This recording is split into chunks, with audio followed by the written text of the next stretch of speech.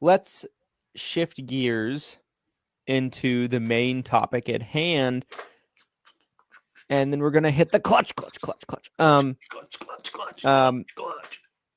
Again, right, the title of the main topic today is things that you think help your business that actually don't. When I read that, is there a few things, without saying what they are, is there a few things that pop into your mind just subconsciously? For sure. Yeah, immediately. For sure. Before we get into the actual list, I do want to mention that there's a couple things on here that not necessarily saying they're bad things for your business or like they have no strategic value long-term for your business. But some of you, I feel like, put all of your emphasis into some of these things and you think it's going to transform your business to where, like, if you didn't do some of these things even at all, it probably wouldn't have much of an impact. It'd probably be like a 1% difference, or something like that. So I wanted to kind of preface what I'm saying today by saying that I'm not saying any things are necessarily bad, but they're not in general needle movers like some of you think they are. Okay. Right. And there's other things on here that you just should not do. Like that, not only is it not a needle mover, it moves the needle the wrong way, the other way, because it takes your time and it has no possibility of you benefiting from it whatsoever. Right. So there's two different types on here. I wanted to mention that. Okay, so I'll start with my list. Yeah, please. Yeah, start and we'll go from there. And if you have any that you think of as I'm going, maybe we'll just clear through my list real quick. I only have 6. And then any that you think of that I didn't touch on, I want to jump into. I want to make sure we have as much time for this as possible. Okay, so number 1, this one might be a little polarizing. I was thinking about this the other day. Business cards. Some of you put so much thought into your business card. You get these fancy business cards. You get these, thicker business cards. I dig it, metal. right? You metal remember the business agent? cards. Do you remember the agent that got metal cards? You know who I'm talking about? Yeah. They were under the impression they were God now because they had metal business cards, just flopping those. I'm like, I don't know if anyone wants that. I don't know if anyone wants it. That's got to cost a pretty penny. It's like, what?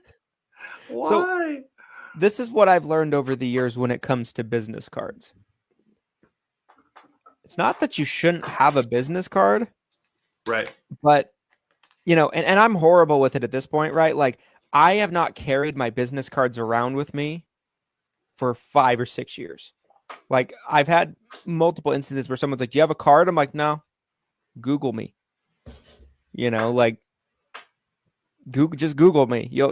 I don't carry business cards. I don't feel like it's cost me a cent over the years not carrying it. I'll go to conferences. People be like, do you have a card? I'm like, no.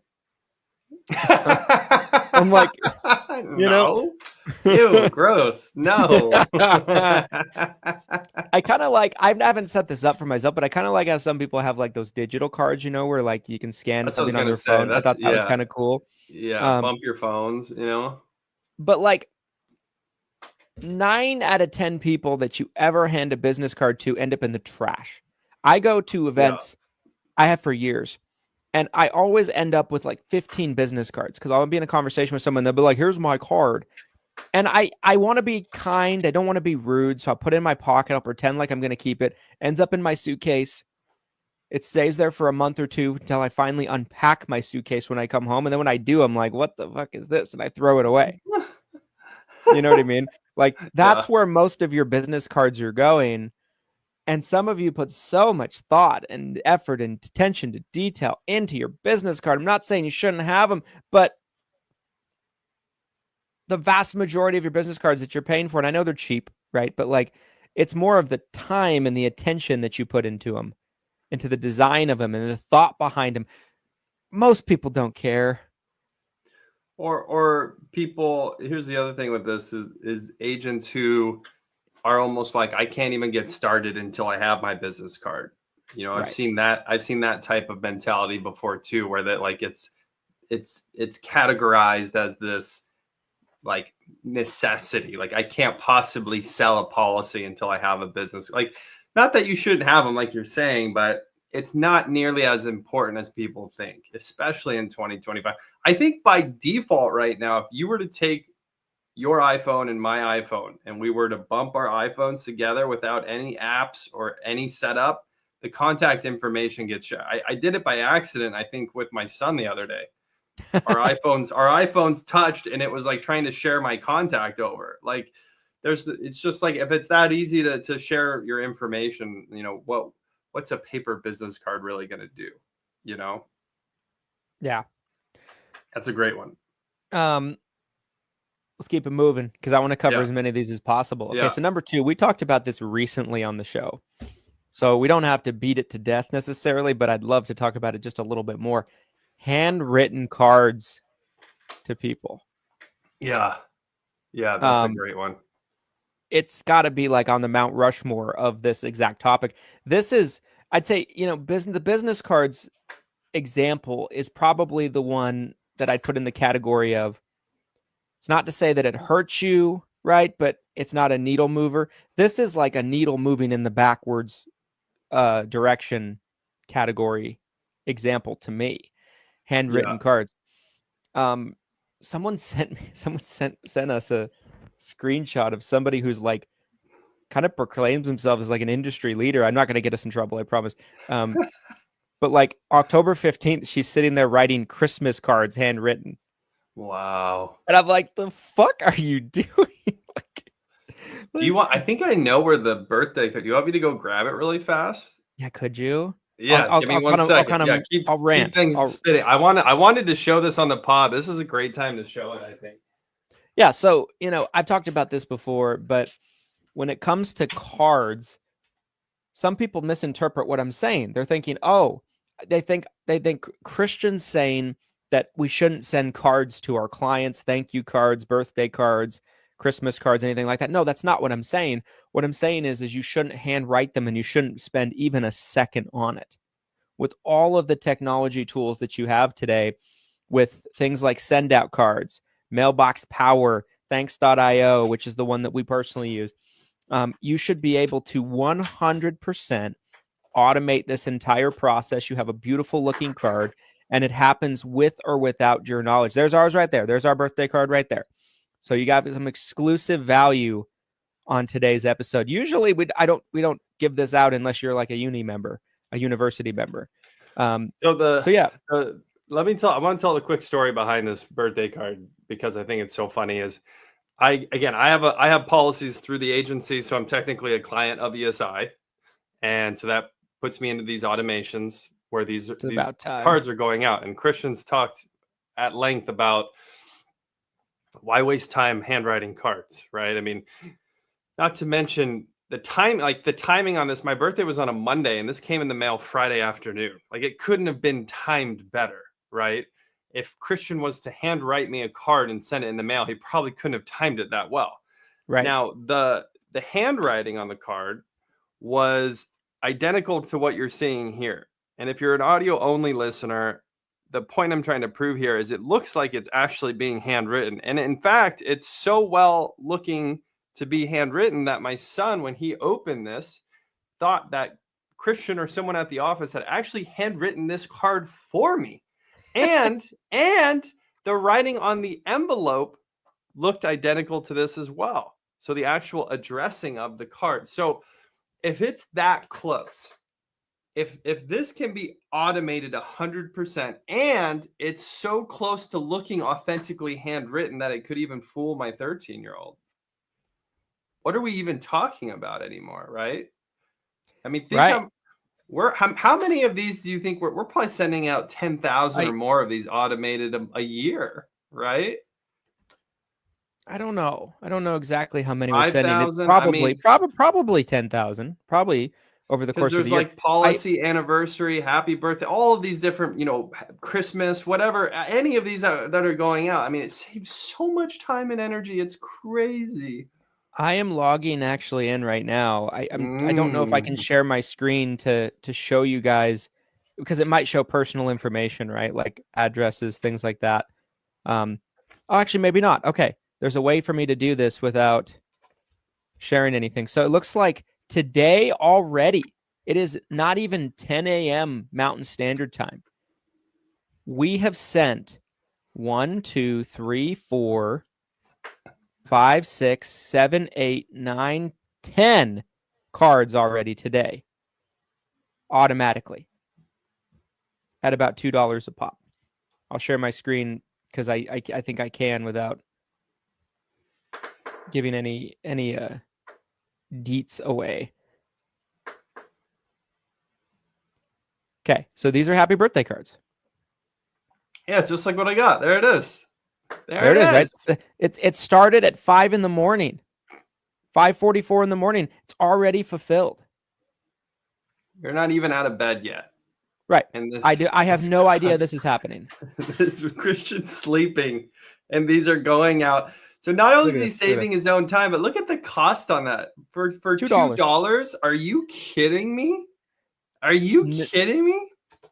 But there's goofballs out there that think they have to handwrite all these and give themselves carpal tunnel. And by the way, if I hand wrote one of those, it would look a lot shittier than that one does. I guarantee it. It looks so much easier to read, so much nicer, so much cleaner. It's like, what are we doing here? What are we doing? The cards that I used to handwrite as an agent, I got like blank white cards. Like they were just like thank you cards. Because again, I'm one person. I can only do so much. I'm not worrying about birthdays. I'm not worrying about holidays. I was focused on thanking people for signing up with me, right? So I had these blank white thank you cards that I'm chicken scratching in. Like, this is so perfect. It's so clean. Like, the logo looks great. Like, and again, it was that same feeling of getting it in the, Christian joked about this on the show before, but it's that same feeling of like, oh, wow, they thought about me, right? Like, it's just, yeah, I'm ready to die on this hill with you, brother. I'm ready to circle the wagons. Anyone who thinks you have to handwrite every card, like this is proof. This is evidence. Like, do you want to be the person that proclaims themselves an industry leader that's handwriting 1 million cards on October 15th and not writing any business? Like on supposedly what's supposed to be the busiest day of the year, they're handwriting cards. Like, are we in a real life right now? I had to really kind of stop myself from just roasting the hell out of this person, but I didn't. I showed restraint, but I guess here I am roasting them on the show. But I'm just more kind of using it as a cautionary tale. It's so stupid. It's so dumb. The other aspect of this is people say like, well, my retention numbers are amazing because I handwrite them. They're not better than ours. I don't believe you're not going to convince me. From 2024 to 2025, we kept 97.5% of our clients. Didn't handwrite a single card. We're going to keep probably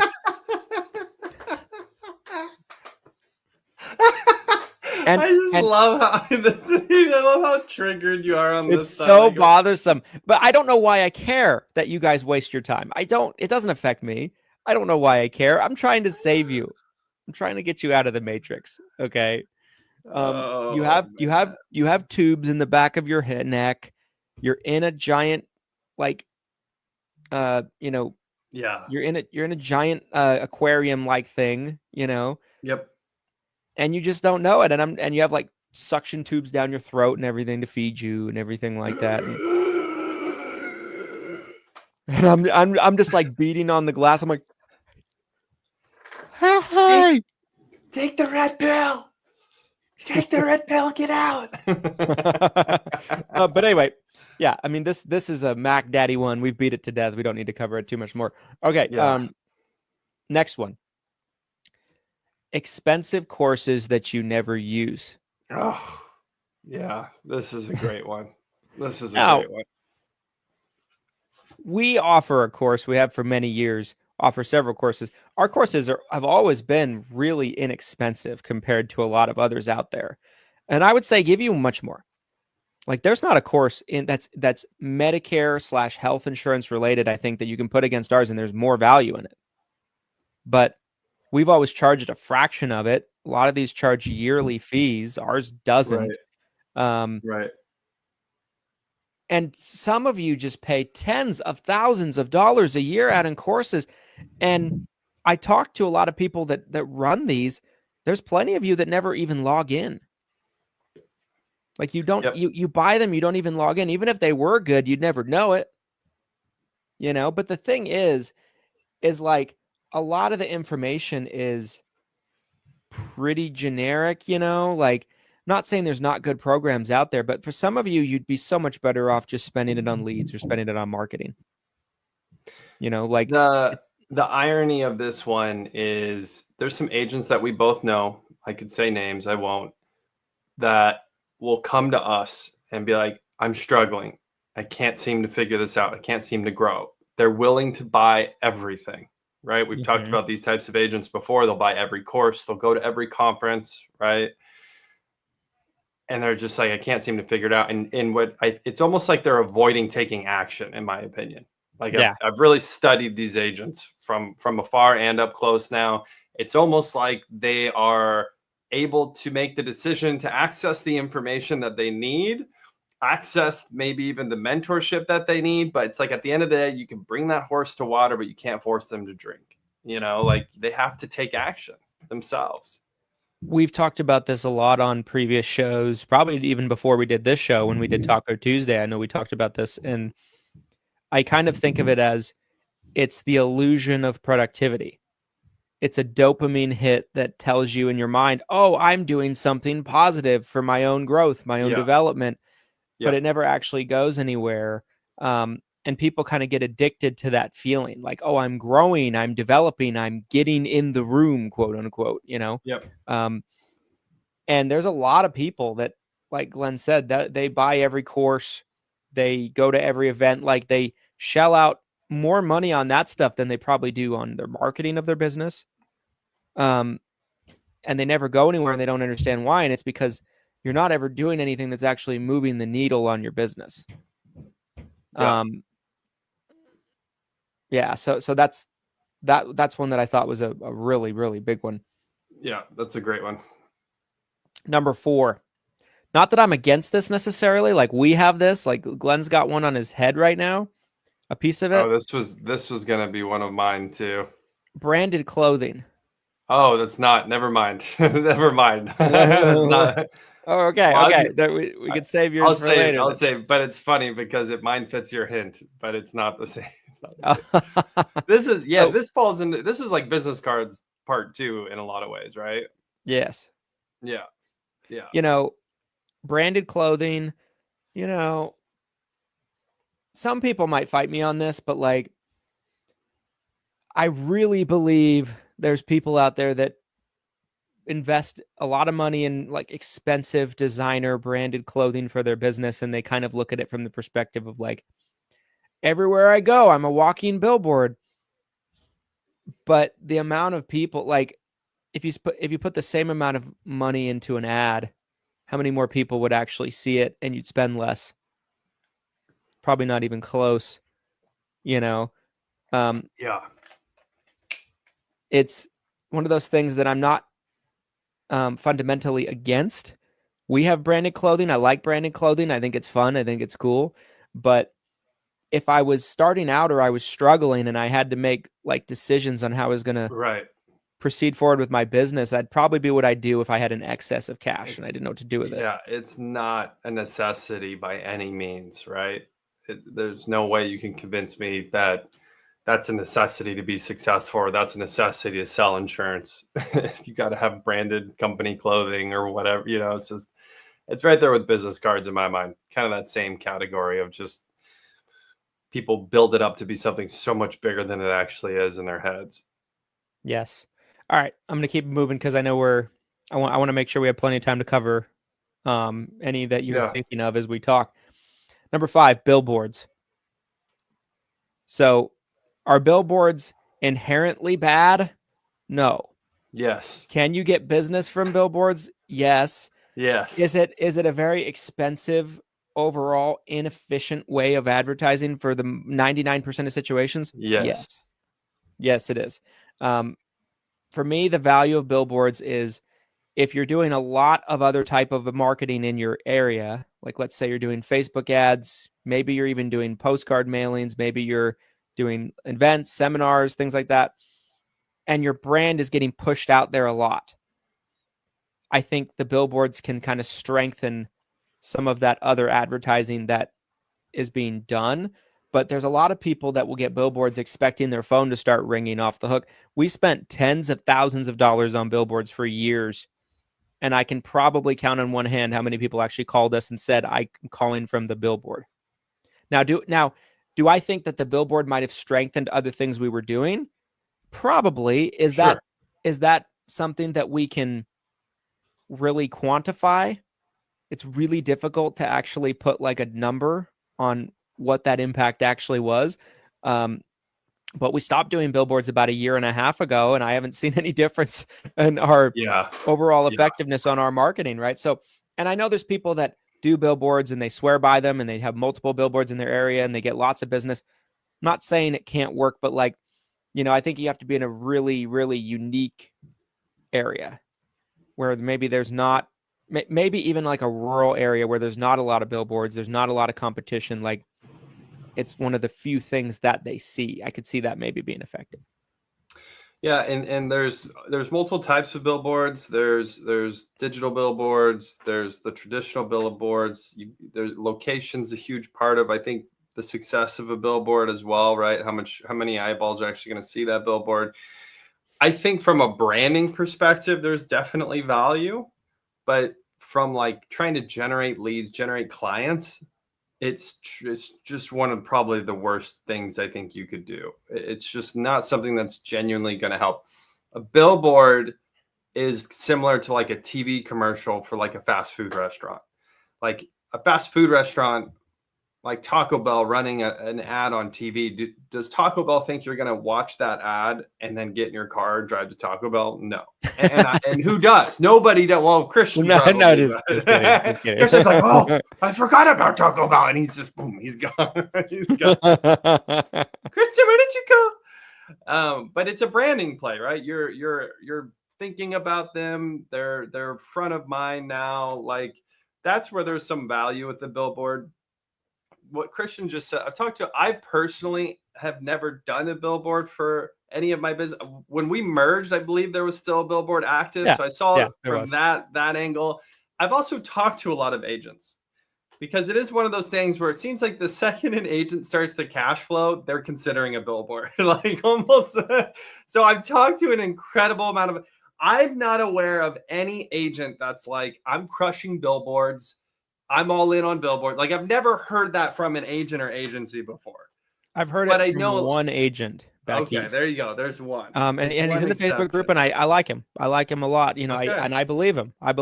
But there's always from what it seems like he's in a really rural area, right? Okay. I think like that's why I gave that kind of disclaimer there, because like I think of an area like his, and I think from what I can tell about it from afar, it's very unique, and I think it's not like our area, right, which is relatively large and metropolitan. There's a lot of advertisements going on all the time. It's easy to get lost in the sauce, if you will. But okay, last one I got: networking groups. Ooh. Now there's also people that swear by this. There's people that say that networking groups are huge for their business, and not all networking groups are the same. I'm not saying that there's no value in any networking group, but I do believe that there are plenty of them out there that require a significant amount of monetary and time investment from you to be in them. I told the story many times on the show where I was invited to like a BNI group near me years ago, and I went to a couple meetings. And what I found out was you had quotas you had to reach on a month-to-month basis of referring customers of yours to other people in the group. Otherwise, they'd kick you out. It was like thousands of dollars a year to be in it. You also had to be there. You could only miss like so many sessions a year. It was like class or like a job or something. So I was like, I'm out, because I just failed to see the value in it for me of pushing and aggressively pressuring my clients to call the garage door repair guy. And that the garage door repair guy. Yeah.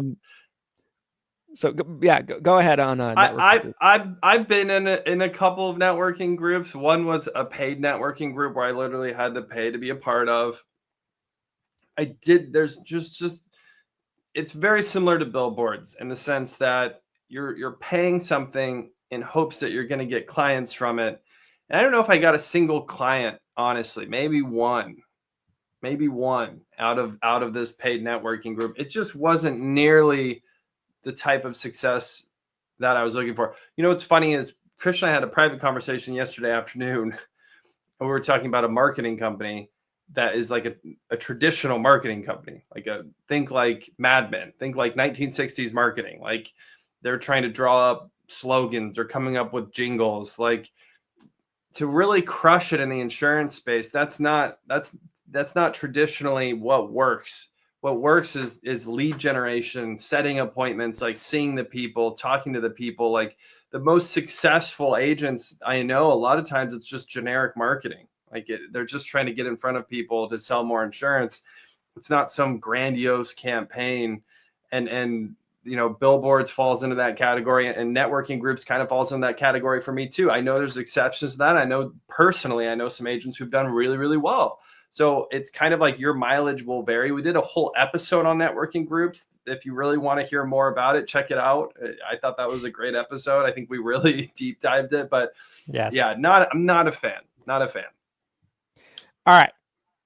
That's the end of my list. What are some things that you're thinking of? I have two. We went way over time yesterday, so I want to try to keep this in a relatively short time format since we're already at top of time here. But I have two that were top of mind that we didn't discuss. One is hardware. So when you said it's on your head right now, I thought you were talking about my headset. Oh, I don't even know if I had a Bluetooth headset my first 2 years in the business, to be honest. I didn't. I think I was either like using a handheld corded office phone, or I was using my cell phone, and I'm either holding it to my. If I did have a headset, it was probably a corded AirPod headset, the ones that used to come with your phone. And that's one of those things. This kind of falls into that category of business cards in the sense that a lot of agents are like, I need to find the most expensive, nicest headset before I can pick up the phone and make a call because it's going to help me. And it's not to say that it doesn't help, but it's also not necessary. This is not a necessity to help your business. And it doesn't make sense to go buy a $500 headset if you're not cash flowing yet. Why would you do that? That doesn't make any sense. What do you think about that? Yeah, I agree. I totally agree. I think to me, something like that is a luxury, not a necessity. You should have seen the phone I started calling from when I started. It was probably older than me. Yeah. It was so old. I wonder if we have it around. No, I think we threw it away. No, that's too bad. That would have been a relic. Yeah. It was museum. Literally from Radio Shack 1980s type of phone. You should buy a replica. You should buy a replica. Put it in glass. Yeah. And a lot of sales were made from that phone. We had it hooked up through a Magic Jack line.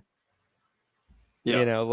That's kind of what it was, at that point in time. And so, yeah, I think that's a terrific example. Now, do I think that's ideal? No. But right.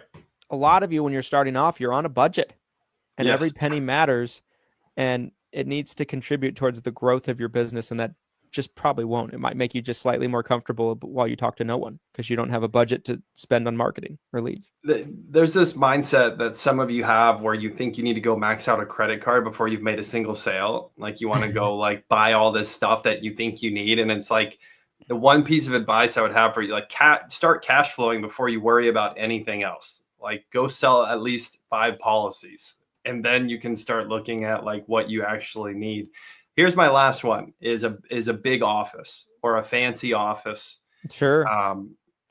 So many agents over the years that I've personally worked with, or that I know, I've seen people get into leases in big office spaces, and then they end up having to break that lease because it's too expensive. They can't afford it. They weren't able to fill the office the way they thought they would.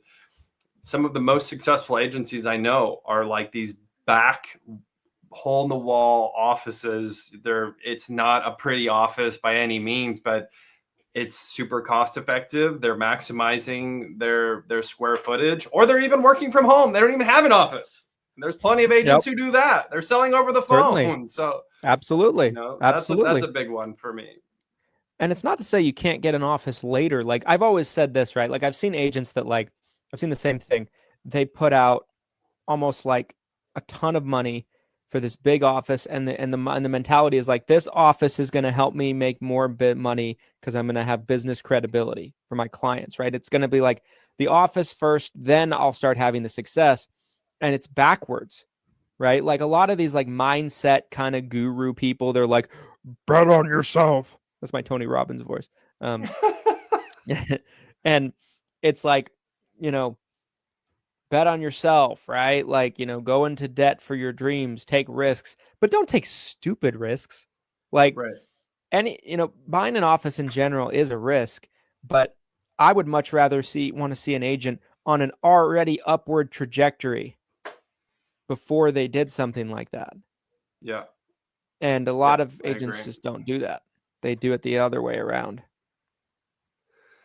Totally agree. Guys, I'm going to jump into my final thoughts here. First of all, I thought this was a great episode, start to finish. I really enjoyed this one. Yes, it was fun.